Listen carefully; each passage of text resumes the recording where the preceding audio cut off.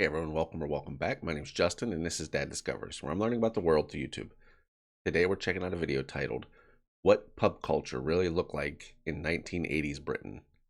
Let's go ahead and jump in and check this out, because I'm assuming that pub culture in the 80s was very different from pub culture today.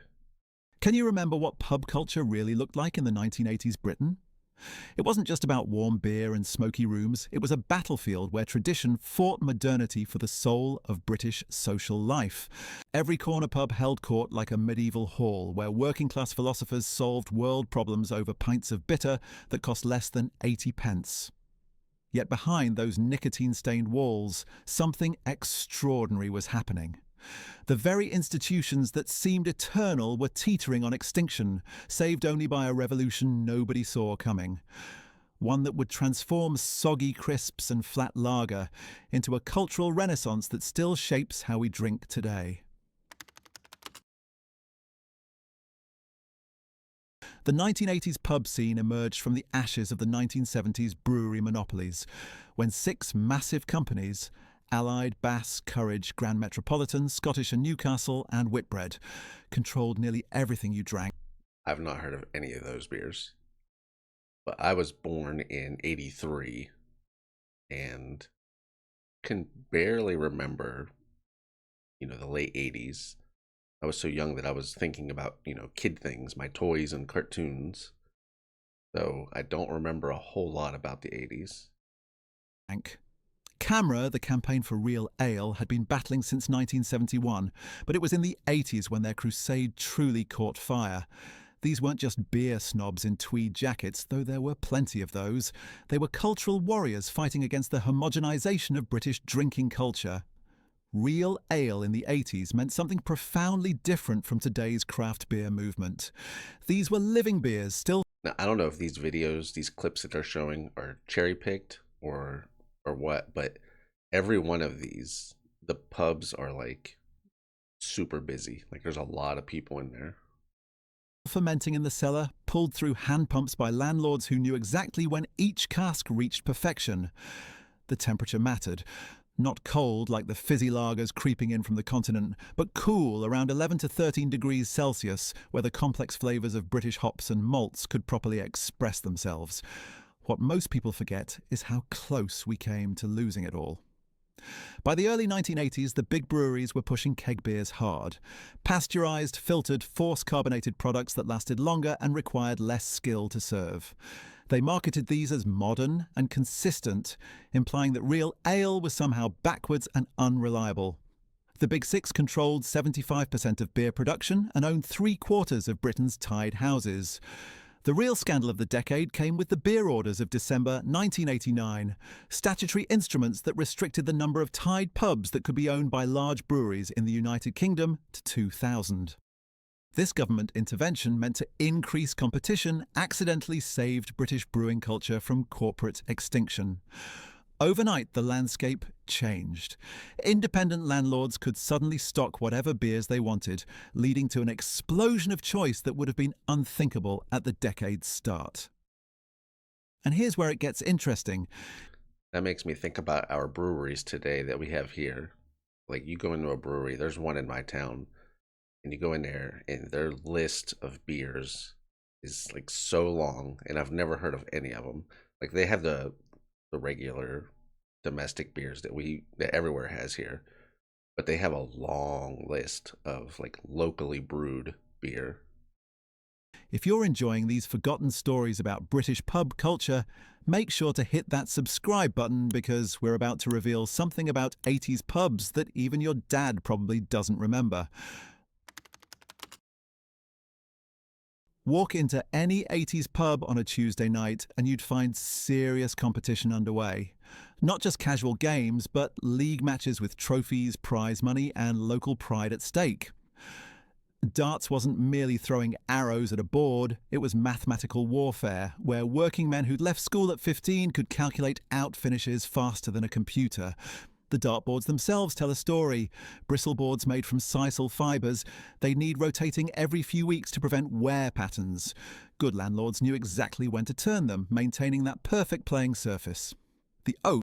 Yeah, I think the bars here, the only real games I can think of that are played in our bars are darts, and I'm not even sure if that's like a thing anymore, but darts and like pool, darts, pool, and maybe like pinball machine, like quarter machine games. Ouch.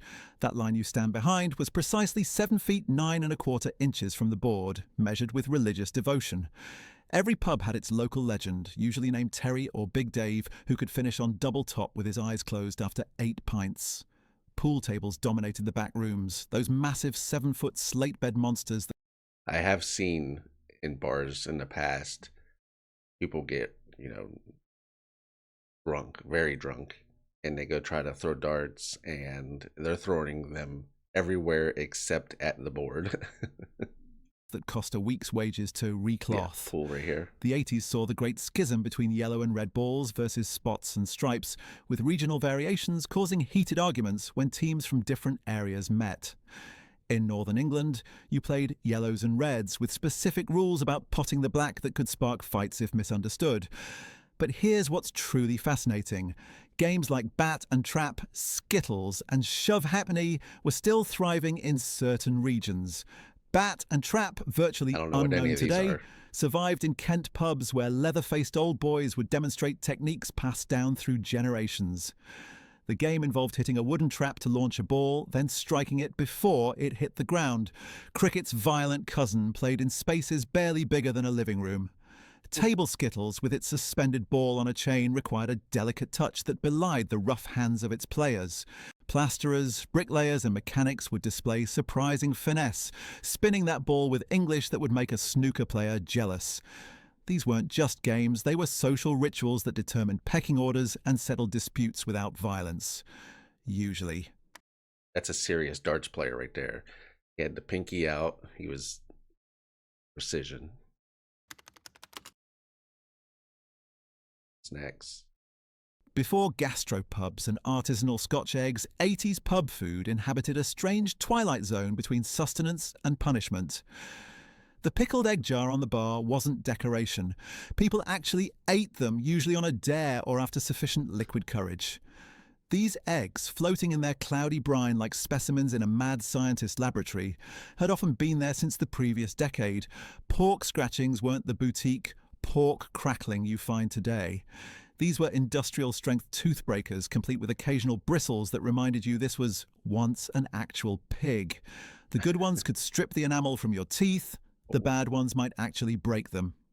Yet men would crunch through bags of them, washing down the salt and fat with endless pints. The crisp revolution was just beginning. While ready salted and cheese and onion dominated, exotic flavours were creeping in. Prawn cocktail crisps arrived like missionaries from a more sophisticated world, though nobody could explain what they actually tasted like. Spring onion, beef and mustard, Worcester sauce, and these were flavours designed by committees who'd possibly never eaten the things they were supposedly recreating. The sandwich situation deserves special mention. If you were lucky, the landlady might make fresh ones, white bread, margarine, and a filling that was 90% wishful thinking. Ham consisted of one translucent slice you could read through. Oh. Cheese was sweaty and pre-sliced, but after 6 pints, they tasted like heaven. The cling film wrapped sandwiches in the display case, gradually curling at the edges like dying flowers, were a last resort, even for the desperately hungry. I've not heard of any of those snacks outside of obviously the sandwich. The pickled eggs I've seen here. I've had pickled eggs. They're not bad. I don't think I've ever seen them in a bar though. And what was the other thing? The pork. I forget what he called them, but we have something very similar called pork rinds. I don't particularly like them. The soundscape of an 80s pub was dominated by 2 machines, the jukebox and the fruit machine. These weren't just entertainment, they were the economic engines that often kept smaller pubs afloat. A good fruit machine could pull in £200 a week. Serious money when a pint cost 60 to 80 pence. Jukeboxes still played 7-inch singles, requiring someone to physically load new records every few weeks. The selection process was Yeah, pure now jukeboxes are all digital. They don't have anything in them. It's like all digital. democracy. Whatever got played most stayed, whatever didn't got replaced.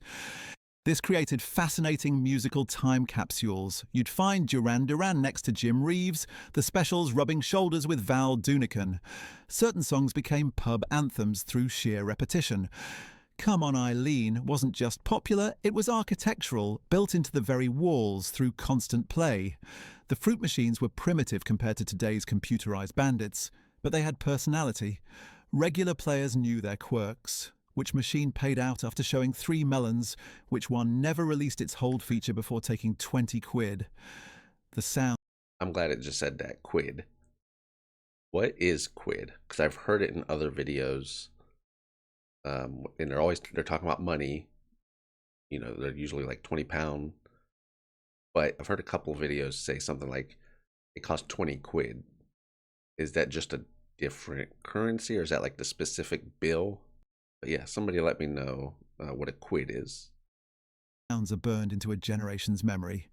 The mechanical clunk of coins dropping, the electronic ascending scale that meant you were close to winning, the devastating silence when you lost your last quid.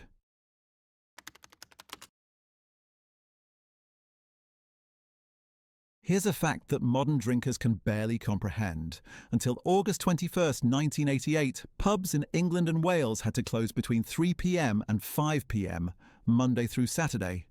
This afternoon gap was a relic from World War I, when the government feared munitions workers were getting drunk out at lunchtime. For over 70 years, this bizarre restriction remained, forcing thirsty afternoon drinkers to either stock up at off licenses or simply wait. Oh, wow. Now, here's something that'll blow your mind. So the government thought everybody was getting drunk. The people who made munitions for the war, they were like, all right, we got to close all the pubs for a couple of hours so everybody can get their job done. The average pub in 1983 made more profit from its fruit machine than from food sales. We're diving deep into the bizarre economics of 80s pub culture. But first, remember to like this video if you're learning something new about the decade that fashion forgot. Yeah, because I don't know if it's like anything like our bars here. At least back in the day, bars didn't really sell food. Like they had snacks, but they didn't really sell any food. Not like today. So it would make sense that they made more money from the fruit machines versus food. Trying to explain 80s pub smoking culture to modern audiences is like describing colour to the blind. Right. The air wasn't just smoky, it was architectural, a solid presence you could lean against. Visibility across a busy Friday night pub might drop to 15 feet. Your clothes didn't just smell of smoke, they were chemically bonded with it at a molecular level.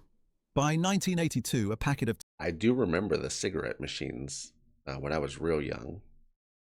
There was a couple of restaurants in my town where I grew up that had the cigarette machines like that, but that was a long time ago. I also remember way back when I was little, my mother smoked, and she could send me with a couple of dollars to the local convenience store, the little shop, and so I could buy her cigarettes. And I must have been, oh man, 5, 6, 7 years old, 8 years old. I don't even remember how old I was, but yeah, she could send us in there and I could buy the cigarettes for her. No questions asked. You would never see that today. Like never. And kids today wouldn't, they would probably have their mind blown at the idea of that. 20 cigarettes cost around £1, making smoking still relatively affordable for most pub goers. Cigarette machines... Yeah, cigarettes now are super expensive. I used to smoke, several years ago and I quit, but I was in a store the other day and they had the cigarettes right behind the cashier. And I looked up and I glanced at them and they were like $12 and $13 for a pack, which is, it's insane. I don't even see how people can afford to smoke nowadays. Were mechanical marvels, these vertical monoliths that dispensed 20 packs. Kids would be sent to buy cigarettes for their parents, no questions asked. The brands tell their own story. Embassy, Silk Cut, Benson and Hedges, John Player Special. Low-tar varieties were just appearing, marketed to the health-conscious smoker, an oxymoron that nobody questioned. The etiquette was complex but unspoken. You could bum a cigarette off a stranger, but you bought them a pint in return. Asking for a light was an acceptable conversation starter.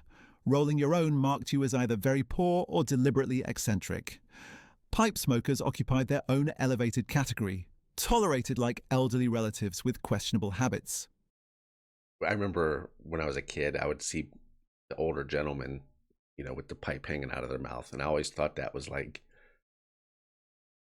classy, like a man of wisdom, with the pipe hanging out of his mouth. The 80s.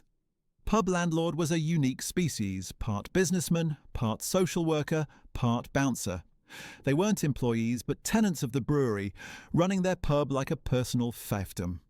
The good ones knew everyone's name, their drink, their troubles, and exactly how many pints they could handle before causing problems. These weren't the gastropub managers of today with their hospitality degrees and customer service training. These were Right. characters forged in the furnace of British eccentricity. They might bar you for life for breaking wind during the Queen's speech at Christmas, then let you back in the next week because they felt sorry for you. Their word was law, their pub was their castle, and their regulars were their subjects. The relationship between landlord and brewery was feudal. Breweries owned the building, controlled what beer you sold, and could evict you for virtually any reason. This created a peculiar dynamic where landlords had to balance keeping the brewery happy with keeping their customers loyal. The smart ones walked this tightrope like circus performers, creating the illusion of independence while staying within corporate guidelines. The legendary landlords became local celebrities. They'd organise coach trips to Blackpool, Christmas savings clubs, and charity fundraisers that involved grown men dressing as women for reasons that made sense after 9 pints. They'd extend credit to regulars, keeping elaborate mental tabs of who owed what. Some ran informal banking systems, cashing checks and lending money at rates that would make modern payday lenders blush.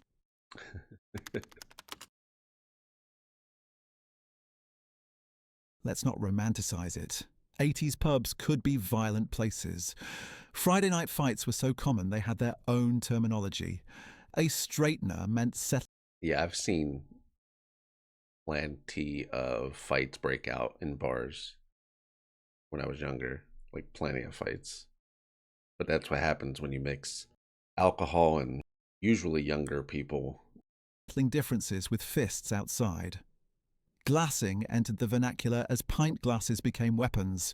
The infamous mill wall brick, a newspaper folded into a weapon, was pub self-defense for those who knew trouble was coming. The police approach was radically different from today. They'd often let fights run their course, then arrest whoever was still standing. Community policing meant the local constable knew which pubs had trouble and when. They'd park conspicuously outside at closing time, more as deterrent than enforcement. Drink driving was endemic. The attitude seems prehistoric now, but driving home after 6 or 7 pints was considered normal, even skillful.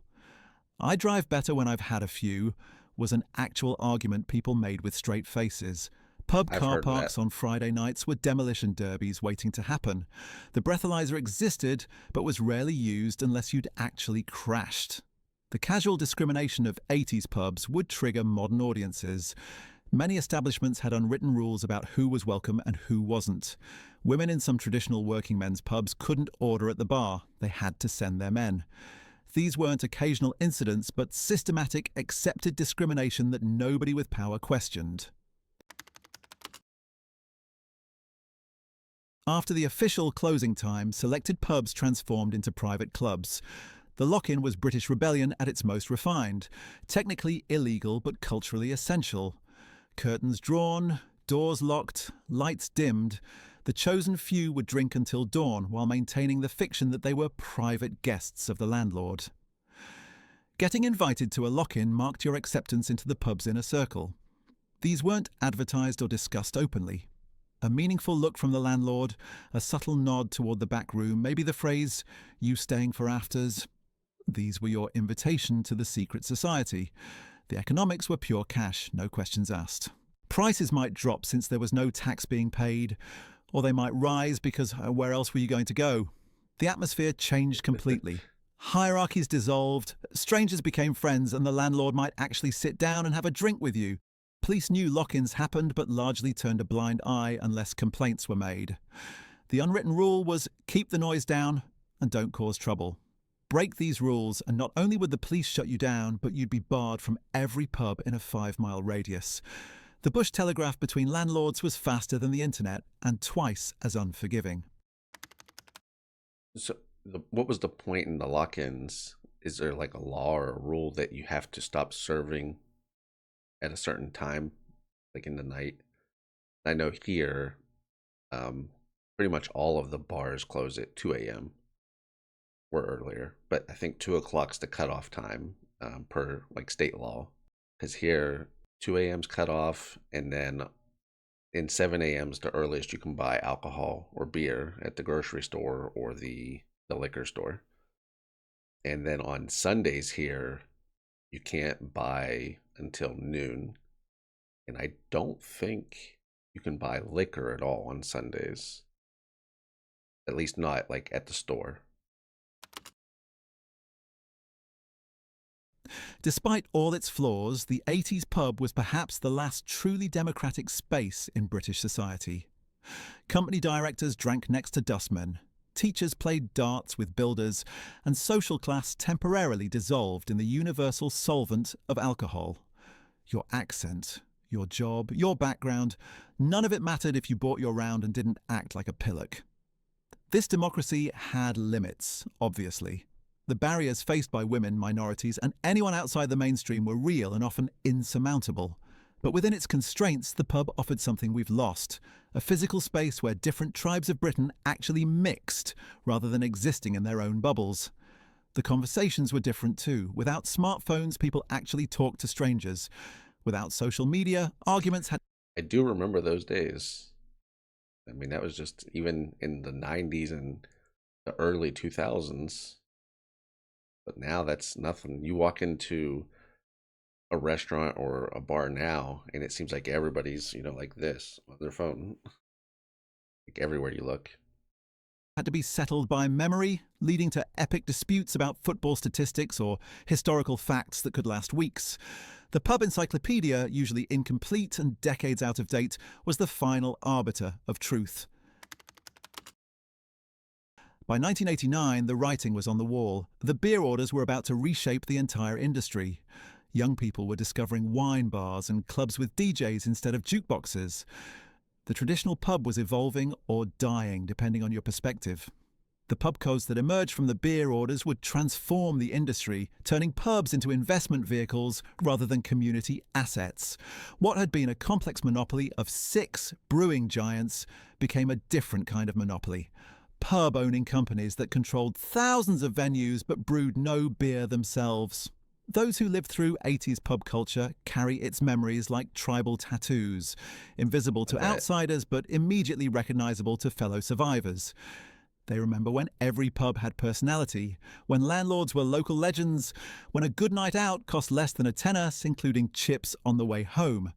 Today's craft beer revolution, gastropub movement, and micropub renaissance all have roots in the 80s battles over British drinking culture. The fight for real ale taught consumers they could demand better. The beer orders, despite their flaws, broke the monopolies that stifled innovation. Even the smoking ban, unthinkable in the 80s, emerged from growing awareness that pub culture needed to evolve to survive. The 80s pub wasn't perfect. It was exclusive, unhealthy, and sometimes dangerous. But it was also magical, community-focused, and utterly unique to British culture. It represented something we're still trying to recapture. A third space between work and home where society mixed, problems were solved, and loneliness was temporarily banished. Those pubs are mostly gone now, converted to flats or gastropubs serving small plates at large prices. But occasionally, you'll find one that survived unchanged. Fruit machine chuntering in the corner. Carpets that squelch underfoot. A landlord who remembers when this was all fields. Step inside, order a pint of bitter, and for a moment you're back in 1985 when life was simpler. Beer was cheaper, and everybody knew that tomorrow's problems could wait until tomorrow. If you've enjoyed this journey through the smoky, sticky-floored paradise of 80s pub culture, don't forget to subscribe to the channel. Hit the notification bell to catch our next. That was interesting. It was good taking a look back at pub culture back in the 80s. Not even just pub culture, but just looking back to the 80s when, you know, simpler time. Even for me, like the 90s was a simpler time, or even the early 2000s were simpler than this. Because today, it's rough out there today. But yeah, anytime you look back into the past, it